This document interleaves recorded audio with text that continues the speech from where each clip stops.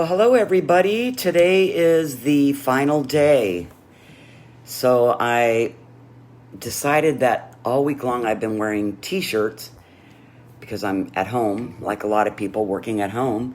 And I've had black and gray and navy blue. So today I decided I would put something on a little more colorful. So I hope you enjoy it. So I'm really excited that today is the final day. I noticed yesterday I started having problems with my voice, so it will sound a little bit different today.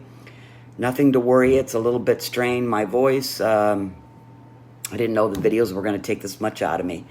But anyway, so we're ready to start. Today I just really wanted to do an update to anything that I've shared during the week. I got some information this morning that's fresh, that will be helpful. And then I wanted to do more of a recap of everything I went over, mostly on the items that I wanted to really highlight with you. So I think the first question, going back to earlier this week, is when is the economy going to fully recover? And I can tell you that the consensus out there among the majority of the economists is it's going to be in the third quarter. So anticipate some negative news for the second quarter. That's going to reflect April and May and June. That I'm sure April, where we've still all been home. May, we're only starting our first phases of coming back. June, I think we'll see is going to be a little bit better. And then they'll report the numbers. The GDP is definitely going to be negative for the second quarter.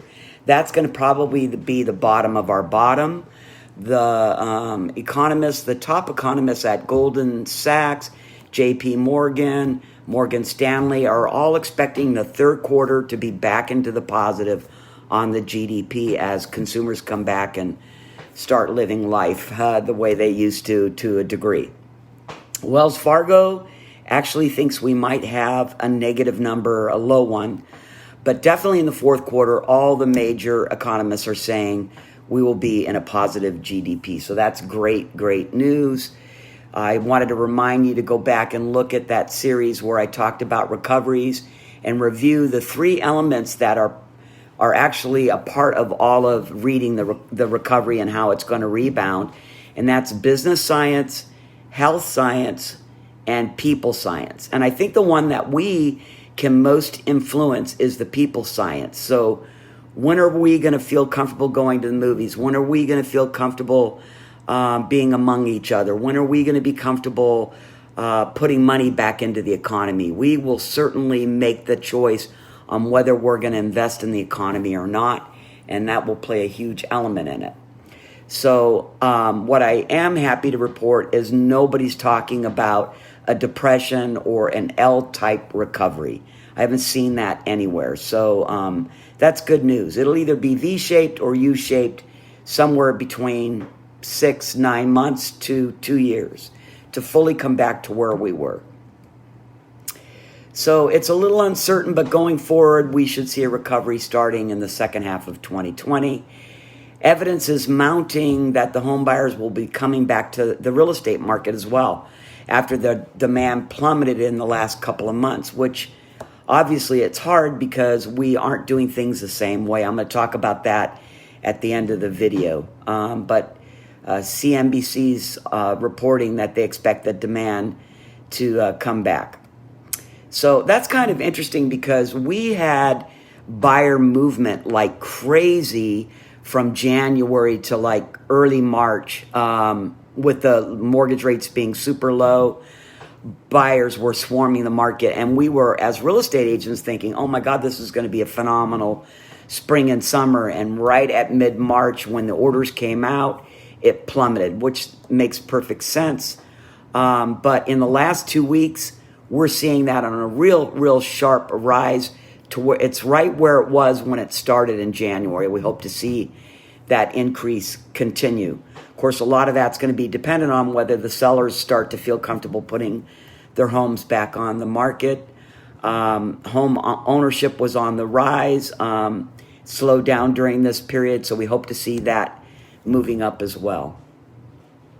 Now, one of the reasons why we think buyers are rushing to the market is the read on rentals, the cost of rent going up. So that's been really pushing upward and upward and upward.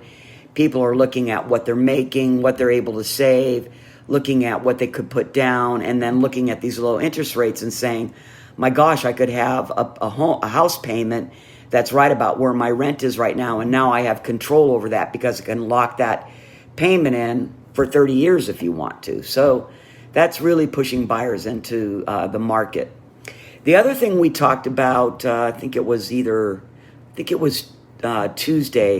was the homeowner equity that exists out there. And I think that would be a surprise to everybody because it's pretty different than it was, say, a decade to 12 years ago.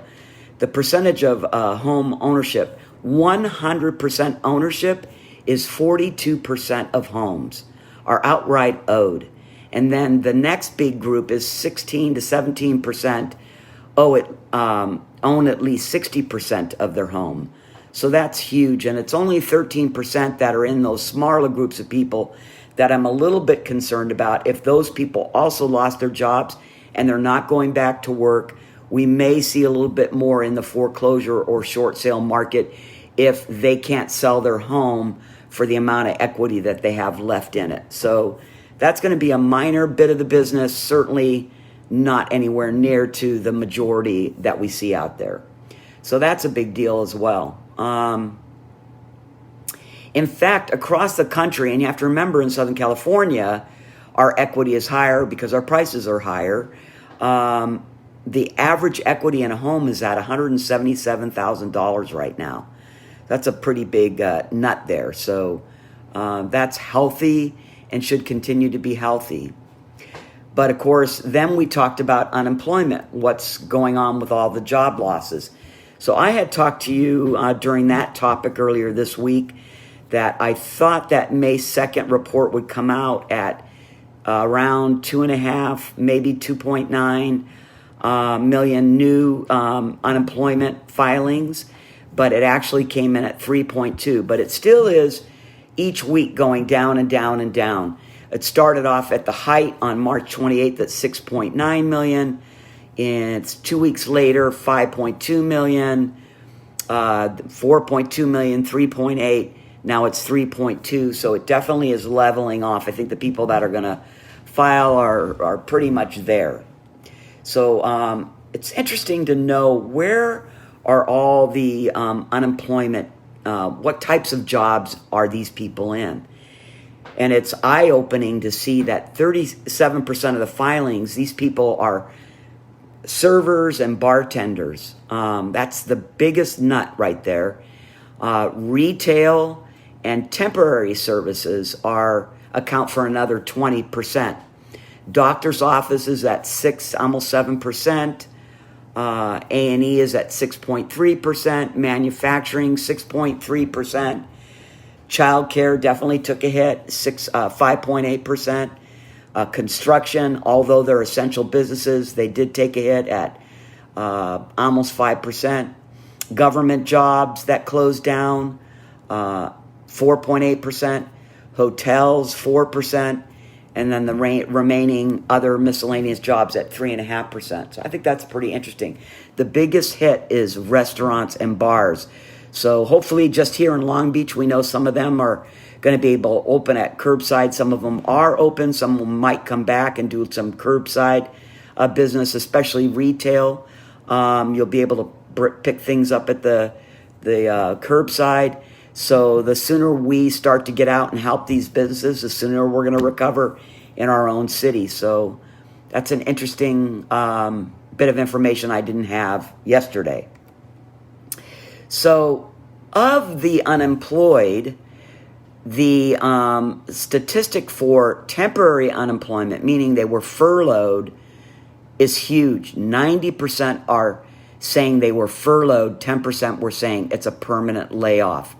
So that is a huge number. So as these businesses that get to reopen in these different phases call their employees back, boy, that number is going to change significantly.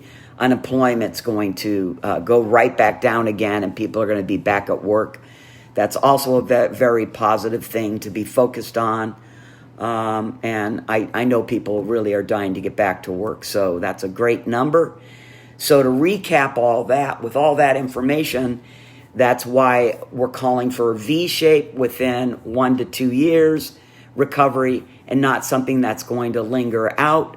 It's certainly not going to be a great recession of 10 or 12 years, or even a depression. So, yay, good news for our economy. So I think that probably in real estate, the biggest threat that is looming out there is, are we going to get inventory? Are the sellers going to put their homes on the market? Many of them that were coming on market for the hot spring market decided that they were going to wait, and they put the properties on hold. They didn't cancel their listings or withdraw them. They put them on hold. So I am thinking really in the next couple of weeks, we're going to see a lot of inventory.